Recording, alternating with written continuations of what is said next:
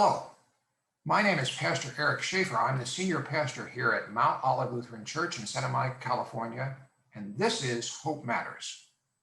Each week I interview interesting people from around the country and even around the world on the theme of hope because we believe that hope matters.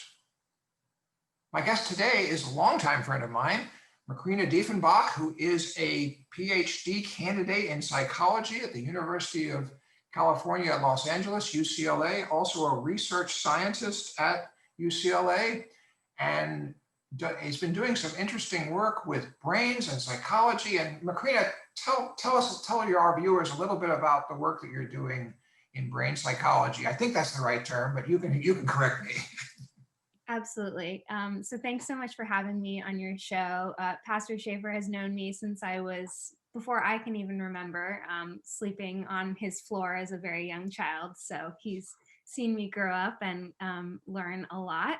And now I'm in my 6th year of my PhD program, which means I will be graduating next summer, and very excited to be doing that.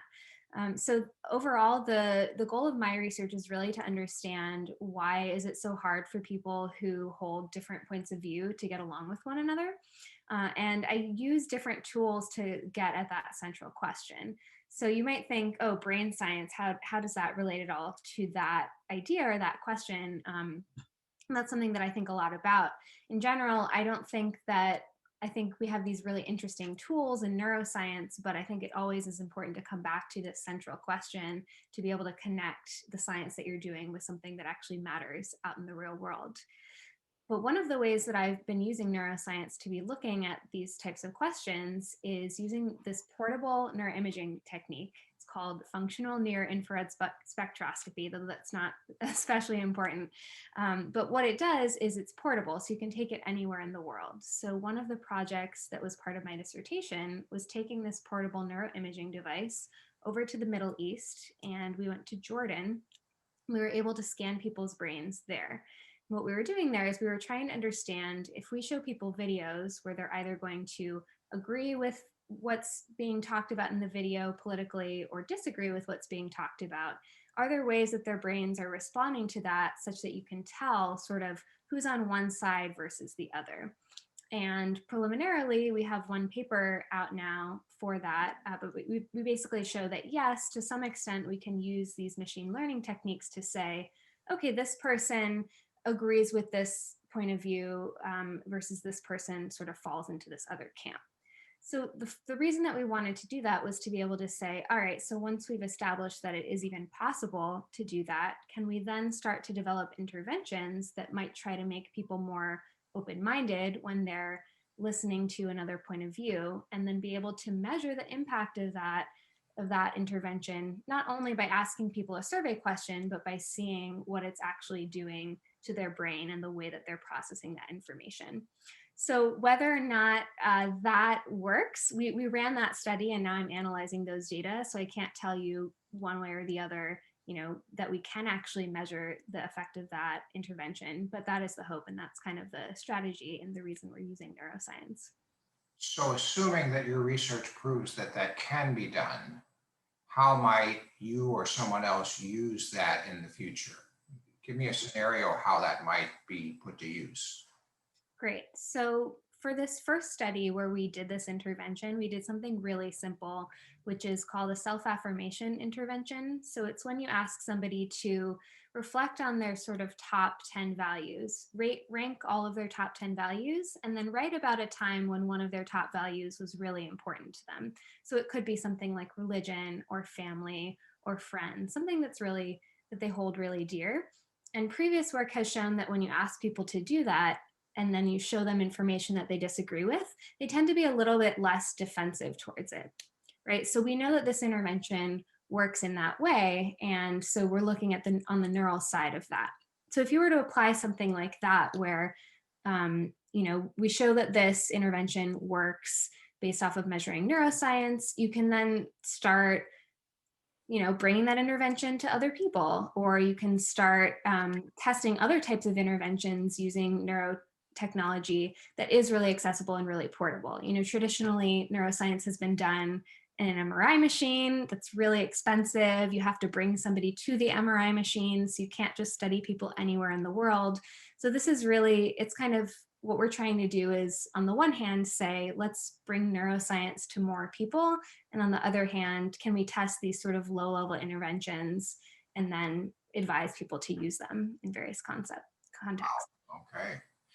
So, having just been through this bruising presidential campaign where people on both sides really weren't listening to each other very well.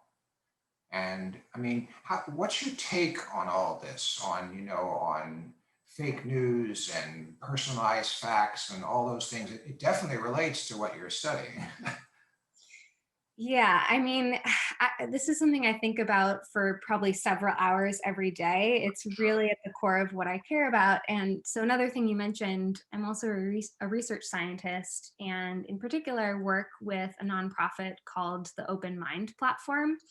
And we are thinking about those questions pretty much all the time. And we've started doing research. We have this 8-part course that we have people go through where they learn concepts from social psychology. We cover things like learning about confirmation bias and reasons that people have sort of different moral foundations. So really enlightening people about, why might people be different from you, and what are some strategies you can use in order to communicate more effectively.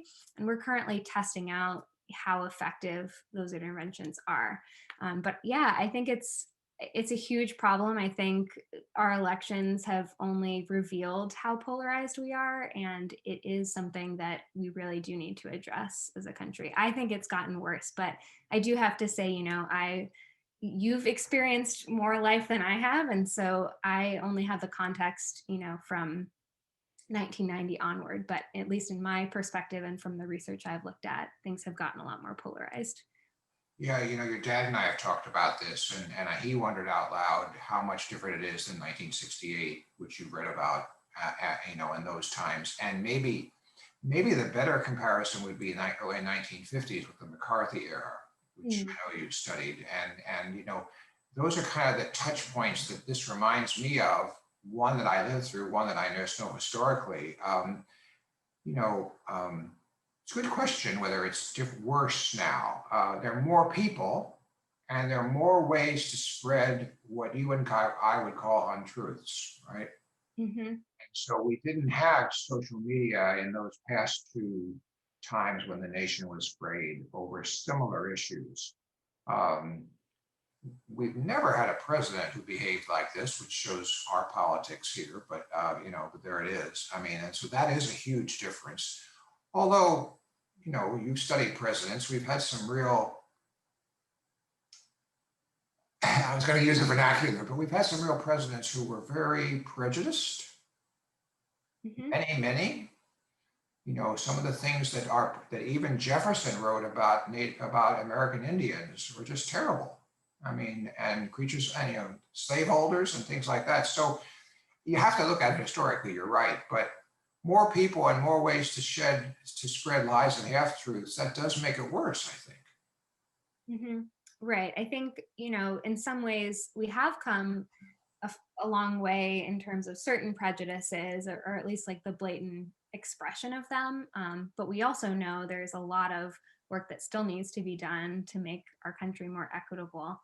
But in terms of polarization, I was speaking specifically about political. So it's interesting. There are some studies that suggest, back in the 60s, it would be a big deal if your son or daughter married somebody of a different race. Now, that still is somewhat the case probably in certain groups, but that has become much less of a thing, versus now people say, I really wouldn't want my son or daughter to marry a liberal, or I really wouldn't want them to marry a conservative. And that didn't used to be the case. So there are these interesting shifts in terms of what are the dividing lines, and they have changed over time. But you're right, there have always been dividing lines, and following what they are, it just continues to be an issue. That's really interesting. My political science, I think you might remember, my brother is a political scientist professor, and he says that the traditional model still holds, that the person who wins as the president is the one who outmiddles the middle. And in some sense, Joe Biden fits that, doesn't he? Mhm.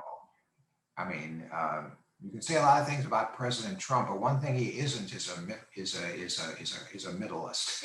He's definitely extreme, and he might even agree with that. So yeah, I mean, this election proves somewhat what every election proves: is the large group of population wants somebody pretty close to the middle in politics, and although so many votes for Trump, so many votes for Biden, really interesting. And Right. Yeah. Another sort of perspective that's been interesting for me. So, being a PhD student, I also am TAing, and I have students. I teach intro, or I TA for intro social psychology, and I run sections. And it is really interesting, especially obviously each generation is different, but there are certain ways where I feel like younger people right now are really open, and there's a lot of promise in terms of people accepting one another. And then there's also some sort of cancel culture element. And so figuring out, okay, how do we highlight and harness this really good open-mindedness? And how do we draw attention to the fact that, sometimes you might be brandishing that against somebody else. So that's also been an interesting trend for me to witness. And we've been engaging a lot in class about trying to expand their minds and seeing that growth. It does make me really sort of hopeful. yeah, yeah, great. So now for you, finishing the PhD next spring, and then what? What do you think the next step is for you? That's a good question. So I do have a job lined up, and this might be kind of interesting to talk about given what we've been saying about social media, but I did an internship with Facebook last summer, and I will be returning there as a full-time employee in July. And what will you do for them? So for them, it's unclear exactly what team I'll be on, but the team I was on over the summer, I worked on a team called Social Impact, and within that, my team was called Voter Empowerment.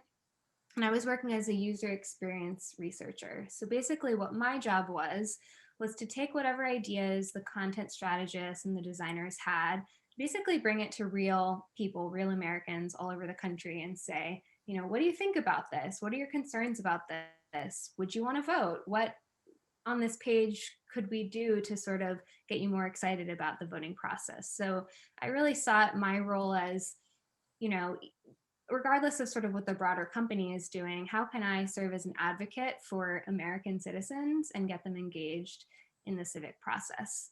So I'm hoping that my team will be, I think I'll be somewhat in that space. Whether or not it'll be specifically voting is an open question. And do you know where you'll be based at this point, or doesn't that matter with Facebook?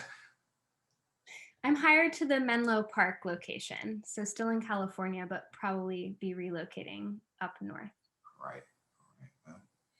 Your parents also have some background up there too, so they know parts of the state that you and I don't know. So there it is. So They do. They feel they've lost me to California, but they started me here. I was born here, so. that's right. I do remember, as you say, I remember when you moved to Chicago and when you first arrived. So, Macrina, our theme of this program is hope, and you've hinted on a few things. But what does give you hope right now for yourself, for the country, for the world? What gives you hope? Yeah, I think, as a researcher, a lot of what I think about is how can we be moving forward and progressing and creating things that help people live better lives and be more harmonious. So I don't think I could be in this work if I didn't think that it was possible for people to kind of become more open to one another and engage more. And something that brings me hope with that is increasingly there are a lot of people growing into this space. There's a lot of bridge building going on. Many nonprofits have kind of sprung up. There's a lot of grant money for it. So I really do see this as a growing field of people who will really be trying to tackle these issues of people not being able to communicate across their differences.